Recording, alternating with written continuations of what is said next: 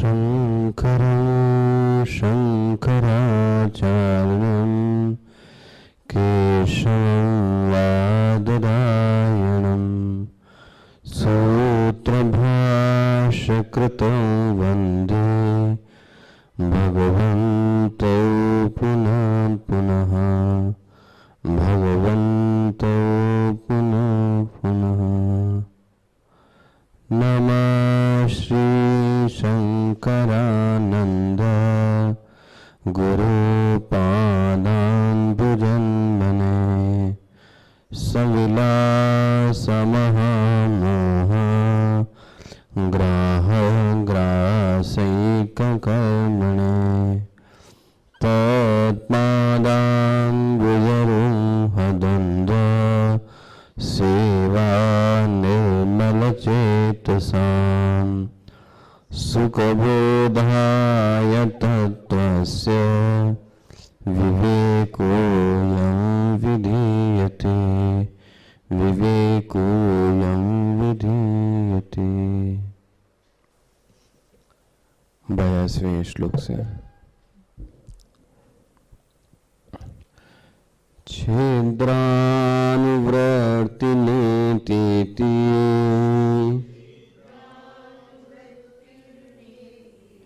पूर्वोक्तिरधुना त्वयम् शब्दानुवृत्तिरेवोक्ता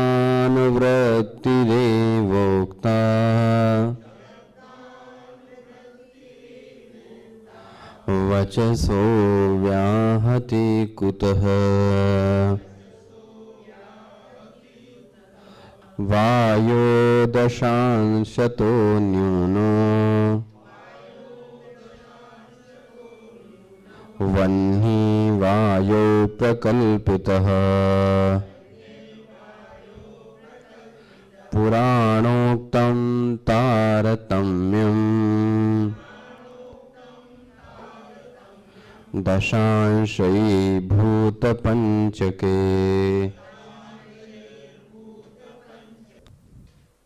जो वस्तु का सभी में अन्वय होता है वह वस्तु व्यापक होती है।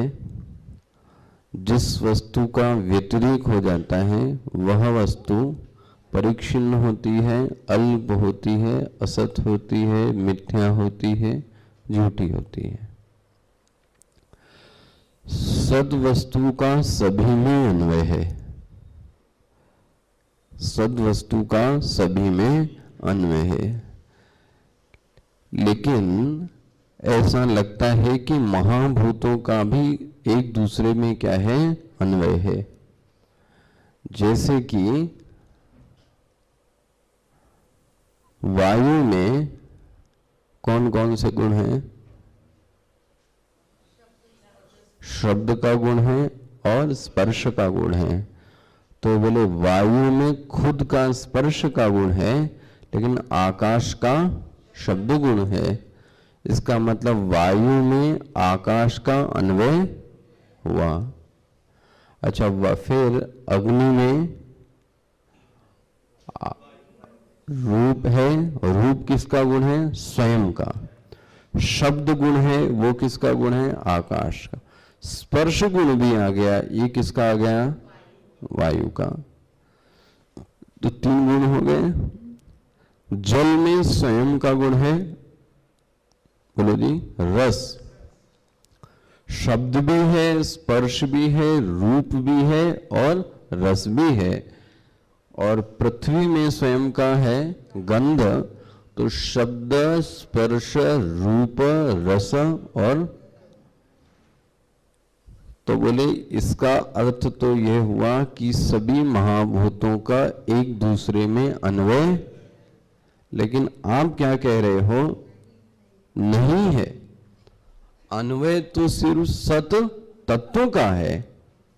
प्रश्न समझ में आए? ये कल उसका उत्तर दिया जा चुका। मैं आपको एक बार झलक दिखला के आगे चलता हूं। सतोनुवृत्ति ही सर्वत्र, सत की अनुवृत्ति सब जगह है। व्योमनो न, व्योम की अनुवृत्ति सभी में नहीं है। इति पुरा ईरितम, ये आपने कब कहा है? ये पहले कहा है। पकड़ में आया? ये बात आपने पहले कही है कि सभी का अन्वय सभी में नहीं हो सकता। यदि अन्वय हो गया तो वो सब चीजें कैसी हो गई? सत्य हो गई। तो फिर आकाश भी सत्य है, अग्नि भी सत्य है, वायु भी और जल भी। इसलिए आपने पहले ही बोला था इसका अन्वय नहीं है। अब आप क्या बोल रहे हैं? व्योमानुवृत्ति ही।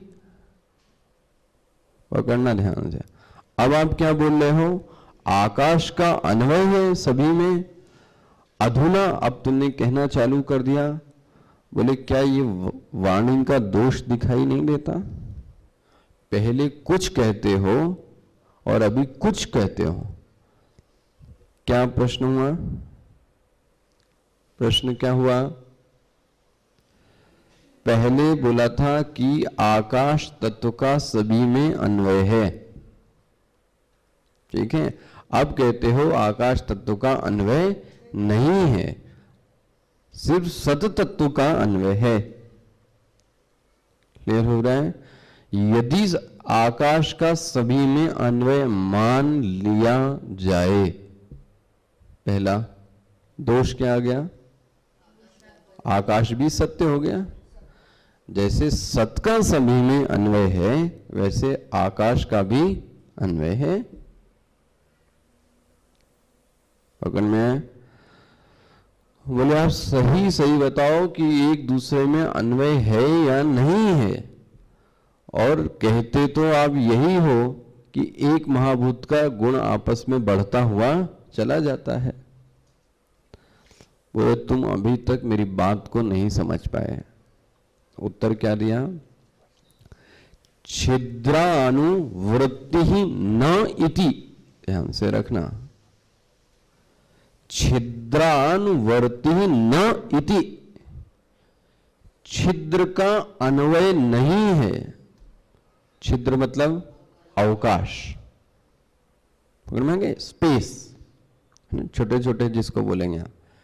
छिद्र का अन्वय नहीं है, इसका मतलब बोले क्या है? आकाश का अन्वय पूर्वोक्त ही अधुनात्वयम में जो पहले कहा था, पूर्वोक्त अधुनात्वयम में अभी भी वही कह रहा हूं। बोले क्या कह रहे हो? कि आकाश तत्व का अन्वय नहीं है। देखो क्या प्रश्न किया? आकाश का अन्वय वायु में नहीं है, तो वायु के दो गुण हैं, एक तो शब्द और एक स्पर्श। तो शब्द गुण कहां से आ गया? अग्नि में 3 गुण हैं, शब्द, स्पर्श, रूप। तो शब्द गुण कहां से आ गया? बोले तुम मेरी बात नहीं समझ पाए। मैंने आकाश का अन्वय होने को मना किया है, ना कि आकाश के गुण का। कल 2 चीजें चर्चा हुई थी। आकाश का गुण अलग है और आकाश का स्वभाव अलग है ना। आकाश का स्वभाव क्या है? अवकाश देना, स्पेस देना, इसी को तो क्या बोलते हैं? आकाश। लेकिन आकाश का गुण कौन है? शब्द। हाँ, स्वभाव और स्वरूप एक ही चीज। तो कल आपने ये देखा, जो गुणी होता है वह गुण से अलग होता है। ईमानदारी का गुण आप में रहता है, मतलब गुण ने आश्रय किसी का लिया, स्वयं में गुण का कोई अस्तित्व नहीं है। ईमानदारी ही आपका गुण नहीं है, याद रखना। अगर मैं ऐसा कह दूं कि ईमानदारी आपका स्वभाव है तो फिर नहीं, आप बोलते हो ना क्रोध करना इनका हो ही नहीं सकता। यदि क्रोध करना स्वभाव है तो मृदुलता कभी आनी, मृदुलता भी।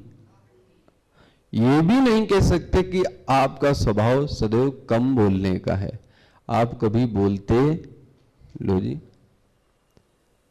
तो यह जो व्यवहार की चीजें हैं, बोलना, उठना, जागना, सोना, कम बोलना, ये सब किसी का स्वभाव नहीं है। ये सब क्या है? गुण। ये सब चीजें क्या हैं? वो हम व्यवहार में बोल लेते हैं, ये मृदुल स्वभाव के हैं। इनका स्वभाव कैसा है? सरल। कोई भी व्यक्ति सदैव सरल बना नहीं रह सकता, यहां तक कि हाँ, सदैव ईमानदार भी बना नहीं रह सकता। देखो, लेकिन आकाश सदैव अवकाश, देखो अंतर है ना। सो जल का स्वभाव ही क्या है? ठंडा हो जाना। कितना भी गर्म पानी हो वो ठंडा होके रहेगा, कुछ भी कर लो आप। स्वभाव वो है जिसमें कभी अंतर न आवे, जो अपने गुण को कभी भी न छोड़े। मानव तो अपने इन गुणों को कभी कभी छोड़ता है ना। तो इसलिए मैंने आपसे निवेदन किया था, स्वभाव तो सिर्फ एक ही है हमारा, सत चित आनंद। कौन ऐसा जीव है जो ये कहता है कि मैं मरना चाहता हूं? सभी जीव क्या चाहते हैं? मैं जीऊं। लो जी। और ये इच्छा कभी कम ज्यादा होती है। ये शादी में चले जाओ उसके बाद मर जाओ, ऐसा नहीं है। अच्छा ये हो गया दुख, इसके बाद मर जाओ, बोले नहीं। जीने की इच्छा हम कभी भी छोड़, और वो लगता है कभी कभी तो वो किसी दुख के कारण, खुद के कारण नहीं है। वो दुख दूर हो जाए तो वो भी क्या होगा भाई? जिसने आत्महत्या की, यदि आप एनालिसिस करो तो उसका कोई ना कोई कारण होगा। वो कारण को यदि ठीक कर दिया जाए तो वो भी मरना। देखो, तो हमारी एक इच्छा कौन सी है? सत्य। ये हमारा क्या है? स्वभाव। दूसरा एक स्वभाव है चित्त। सब व्यक्ति बुद्धिमान बनना चाहता है, छोटा बच्चे से लेकर बूढ़ा तक क्या बनना चाहता है? बुद्धिमान। ये छोड़ना चाहता है कोई? और बोले तीसरी चीज आनंद। बोले ये आपका स्वभाव है। बोले और सब चीजें, बोले आपका गुण है। हाँ, सत चित आत्मा मतलब हम, शरीर नहीं। सत चित आनंद ही तो हम चाहते हैं, इसलिए हमारा स्वभाव क्या हुआ? सत चित आनंद। क्लियर हुआ? इसलिए याद रखना, हमारा गुण है ईमानदारी, हमारा गुण है बेईमानी, हमारा गुण है ये सब व्यवहार की चीजें। यहां पे क्या बोला? शब्दानुवृत्ति ही, मैं मानता हूं कि शब्द की अनुवृत्ति हुई। किसमें? वायु में, अग्नि में, जल में, लेकिन आकाश की अनुवृत्ति नहीं हुई, आकाश के गुण की अनुवृत्ति हुई। मैंने आपको एक भद्दा सा अजीब उदाहरण दिया था कल। आपका पुत्र है, उसमें आपका अन्वय नहीं है, आपके गुण का अन्वय गया। आपके जो कुछ गुण थे वो किस में चले गए? बच्चे में चले गए। ये नहीं कह सकते कि आपका ही अन्वय किस में हो गया। जब आपका ही अन्वय हो गया तो अब आपका तो कोई अस्तित्व, बोले आपके कुछ गुण किस में चले गए? इसमें चले गए। सत आकाश तत्व का गुण है कौन? शब्द। इस शब्द गुण का अन्वय हो गया किसमें? वायु में। न कि ये मत बोलना कि आकाश का अन्वय हो गया। ये सब बातें कल डिस्कस मैंने की हैं। ये सब बातें कल मैंने डिस्कस की। गुण और गुड़ी भी एक दूसरे के बिना कैसे रह सकते हैं। दो चीजें क्लियर होनी चाहिए, एक तो स्वभाव और गुण का कॉन्सेप्ट। स्वभाव अलग चीज है और गुण अलग चीज है। दूसरा, अन्वय स्वभाव का नहीं हुआ है, अन्वय गुण का हुआ है। उस तत्व का एक गुण था जो कि उसमें चला गया, तत्व अभी भी वैसे का वैसा ही बना हुआ है। क्लियर हुआ? शब्दानुवृत्ति एव ओक्ता। अब बोले वचसो व्याहति कुतः, अब कहां रह गया वदतो व्याघात दोष? आकाश का अन्वय नहीं हुआ, आकाश तत्व के गुण का अन्वय हो गया, और ये बात तो हम स्वीकार करते हैं। कई बार आपने व्यवहार में भी देखा होगा, किसी एक सब्जी का एक गुण किसमें अन्वय हो गया, किसी दूसरे फल में, ना कि पूरी की पूरी वो सब्जी का ही अन्वय किसमें हो गया। कितने सारे फल ऐसे भी निकलते हैं ना, एक का गुण किसमें आ गया, दूसरे में पकड़ में, उसका गुण किसमें डाल दिया, तीसरे में। ऐसे बहुत सारे फ्रूट्स हैं, लेकिन वह फल ही तो इसमें आके मिक्स, उसका अपना एक अलग अस्तित्व अभी भी बाकी है। अच्छा जी, हाँ, अंश, अंश नहीं कहना, अंश नहीं, अंश का तो ब्रह्म में ये कोई स्वभावी गुण गया है।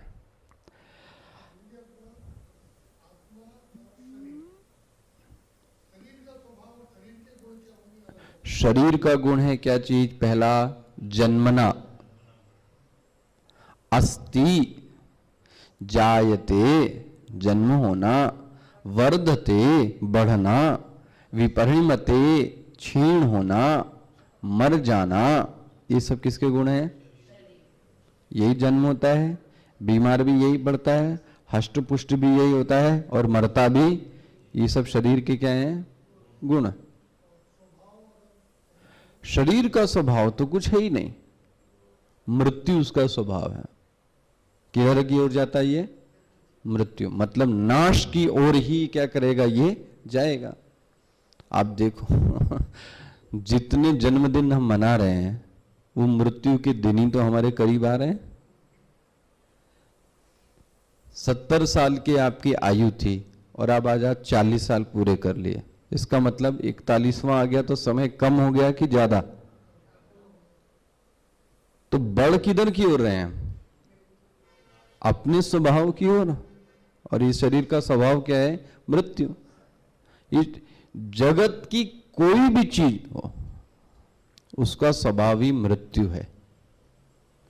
जिस दिन से ये आश्रम बना, उस दिन से ये अपने क्षरण की ओर, इसकी आयु होगी 2 साल, 3 साल, सॉरी 250, 300, 500, 10 साल कम हो गए।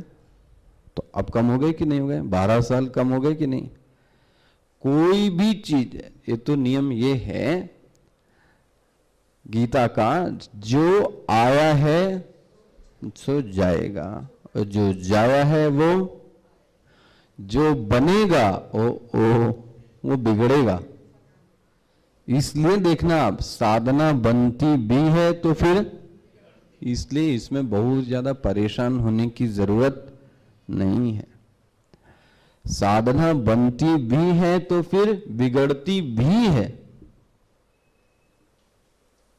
तो परेशान क्या होना। इसलिए साधना में कहा गया ज्ञान को अर्जित कर लो,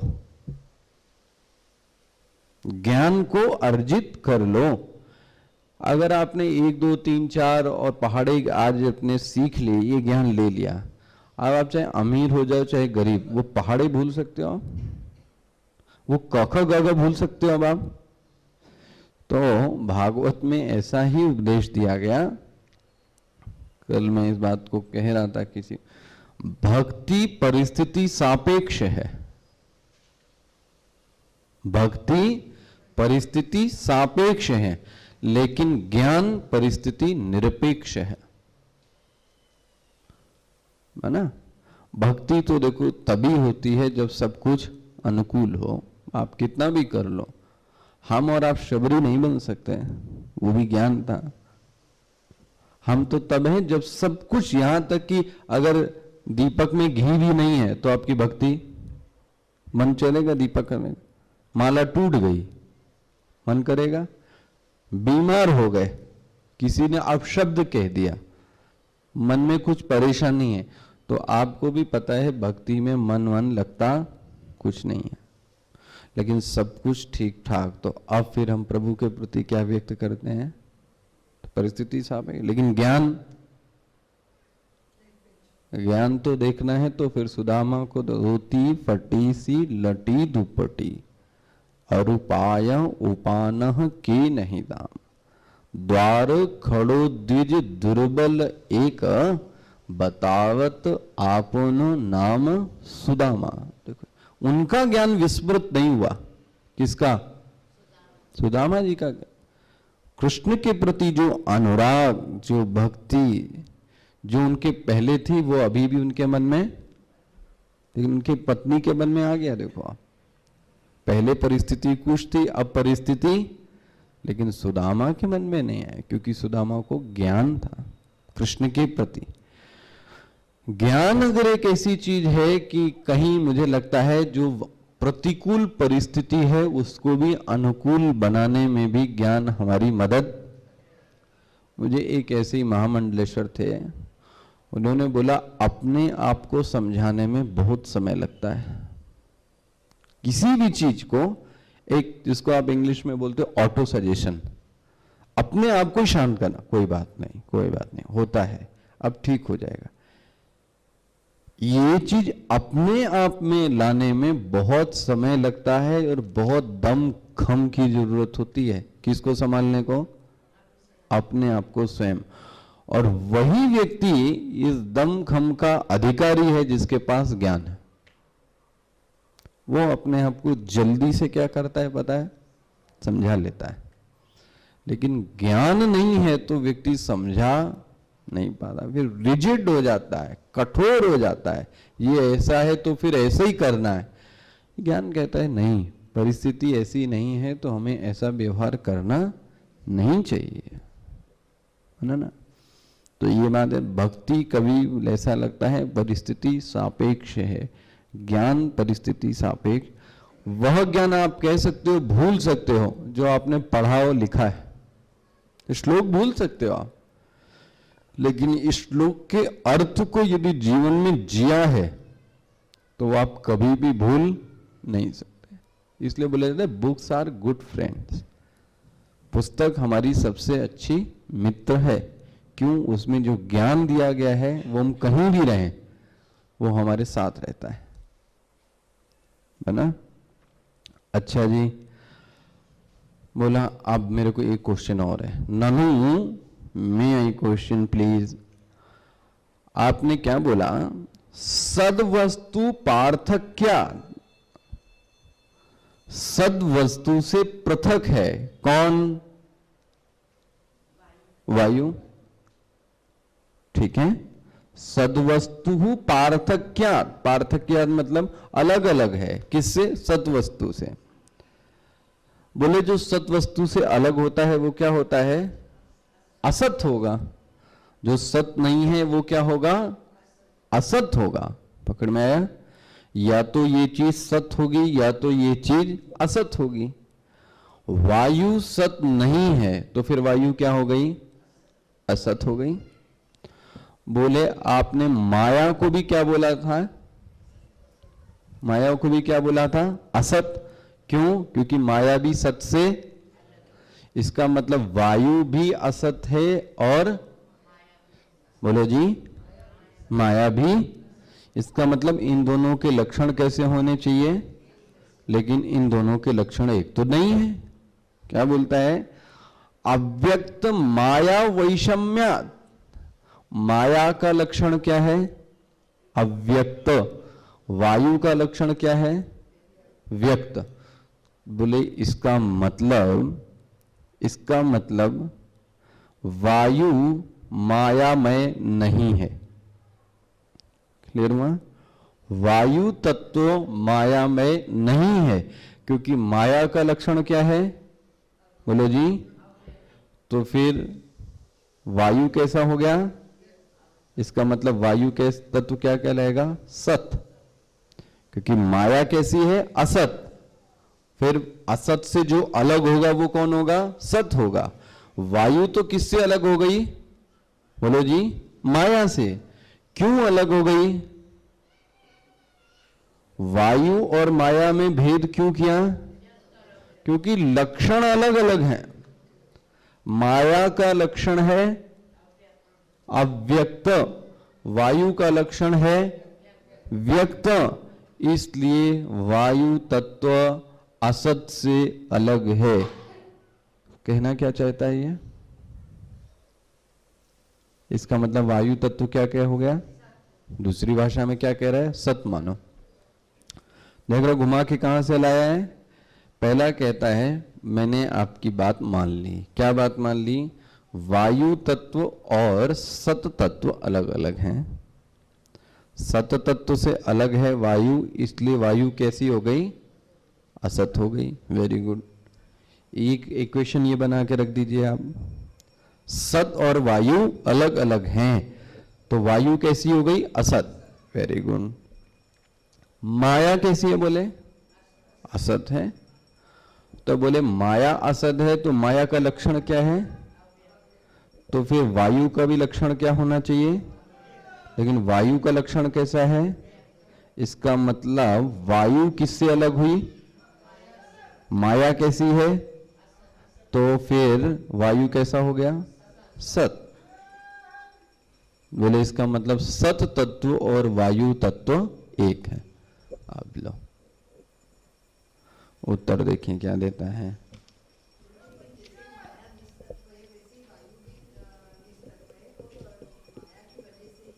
वो निस्तत्व के लक्षण को नहीं देख रहा है। वो कौन सा लक्षण देख रहा है? बस उसने यही पकड़ लिया।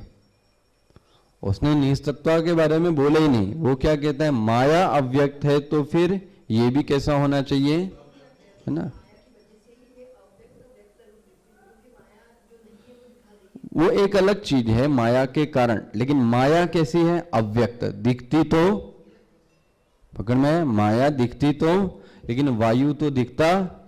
इसका मतलब वायु माया में तो नहीं। सिंपल सी बात कह रहे हैं। या तो आप ये सिद्ध कर दो कि वायु भी कैसी है? अव्यक्त है।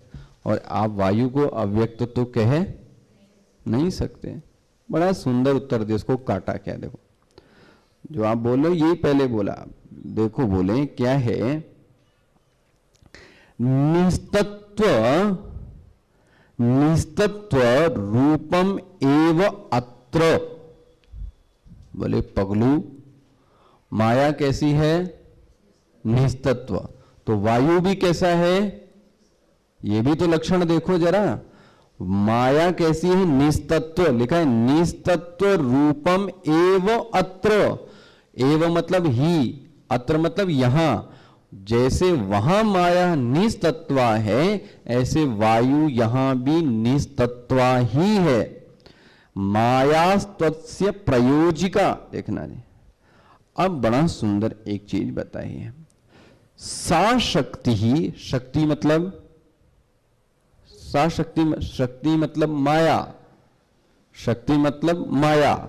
सा शक्ति कार्ययो तुल्या। देखो जी, माया शक्ति उसके कार्य, कार्य मतलब वायु, माया शक्ति उसके कार्य वायु में मायापन अव्यक्त है और व्यक्त रूप में एक समान है। पहली बात बोले, व्यक्त और अव्यक्त कोई लक्षण नहीं होते, ध्यान रखना। व्यक्त और अव्यक्त दो अलग अलग लक्षण नहीं है। बोले कैसे?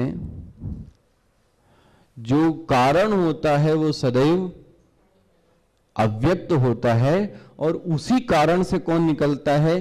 कार्य निकलता है। वो क्या होता है? लेकिन वो कार्य किससे निकला? तो बोले तुम दोनों को अलग अलग क्यों कर रहे हो? देखो बहुत सुंदर पकड़ा इसको। और अभी बोलेंगे ये चीज हमको सोचना नहीं आती, हम घबरा जाते हैं। ये तो गड़बड़ है, अब तो गया ये। ऐसा नहीं बोले, सोचो जरा, व्यक्त और अव्यक्त का झगड़ा कर रहे हो तुम। जो कारण होता है वह सदैव कैसा होता है? अव्यक्त ही होता है। और जो कार्य होता है वो कैसा होता है? व्यक्त ही होता है। लेकिन वह व्यक्त किससे निकला? अव्यक्त से निकला। ये पेड़ किससे निकला? ये पेड़ अभी क्या है? लेकिन इसका अव्यक्त कौन है? बना ना? तो अव्यक्त से ही कौन निकला? अब आप बोलो नहीं, पेड़ की एक अलग चीज है और बीज एक अलग चीज है। बीज से ही कौन निकला है? अगर मैं, बीज का कार्य कौन है? वृक्ष। यदि बीज नहीं होता तो वृक्ष भी, और कार्य तो उसी को कहते हैं जो व्यक्त होता है, और कारण तो सदैव अव्यक्त ही होता है। अब आप देखो, इसकी जो नींव है वो कैसी है? अभी है या नहीं? जो नींव, जो कारण है वो कैसी है?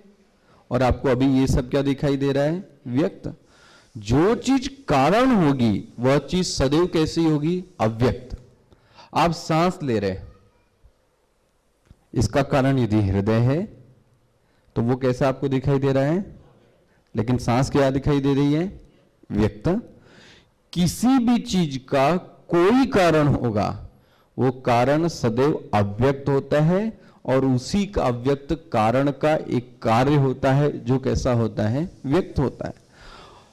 ये अव्यक्ता व्यक्त, जो अव्यक्ता व्यक्त है, इसका एक ही कारण है, कौन? माया। क्लियर हुआ? तो किसी वस्तु का लक्षण मत मानो। क्या चीज?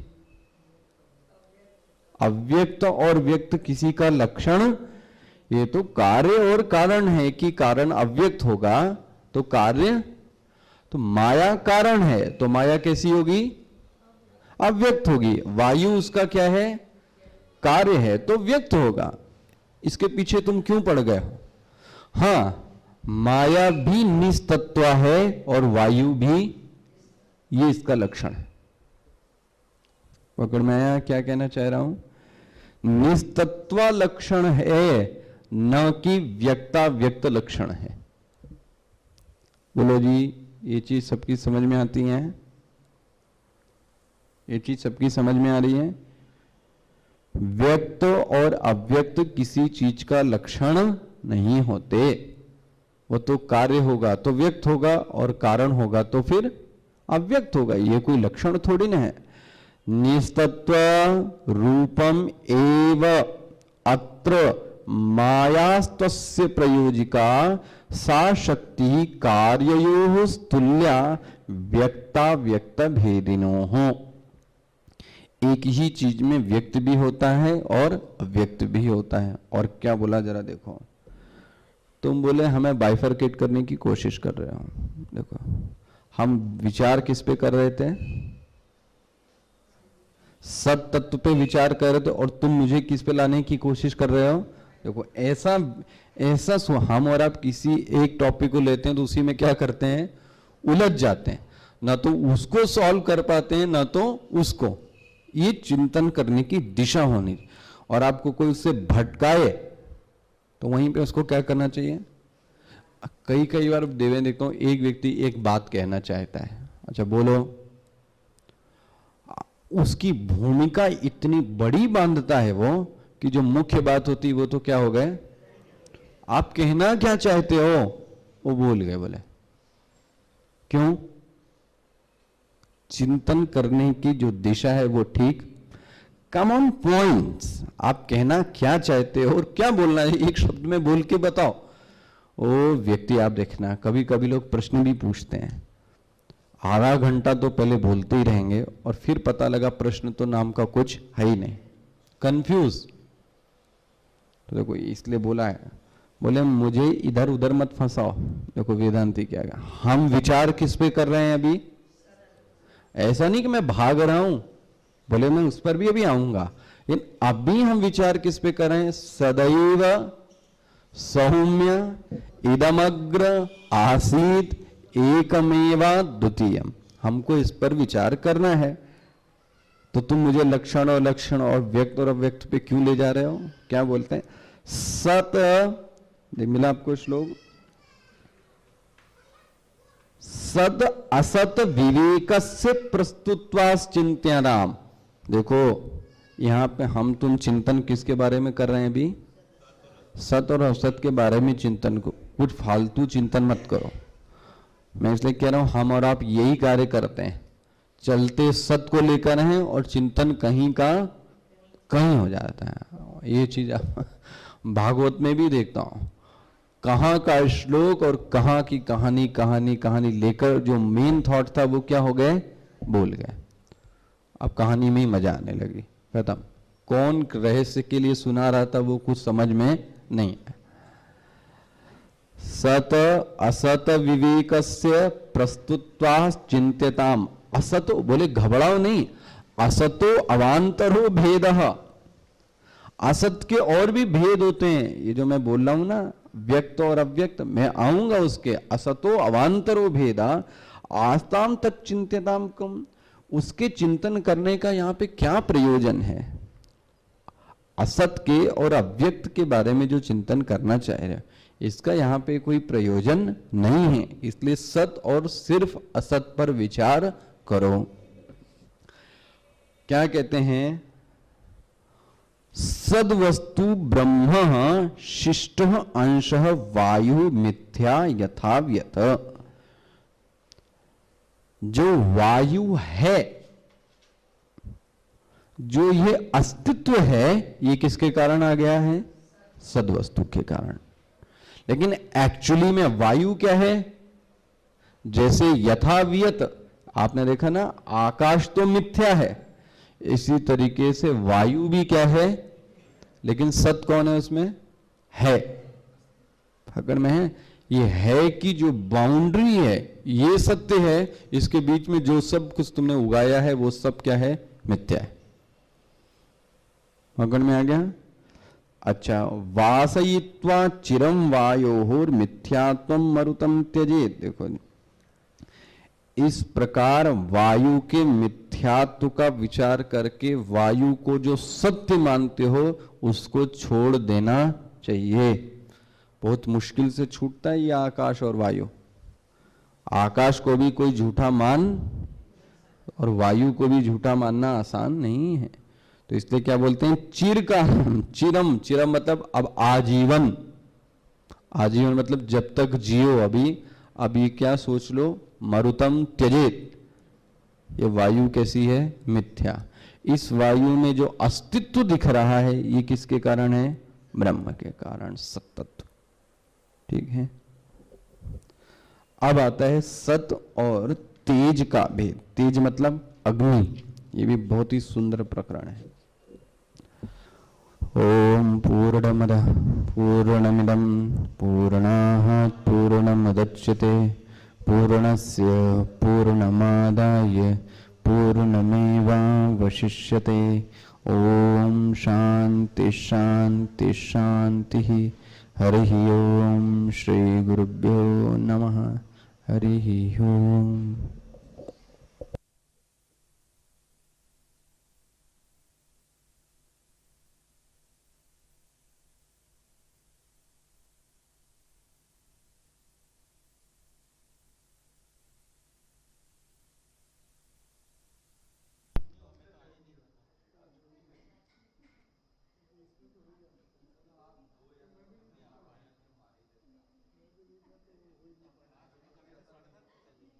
कल से नहीं।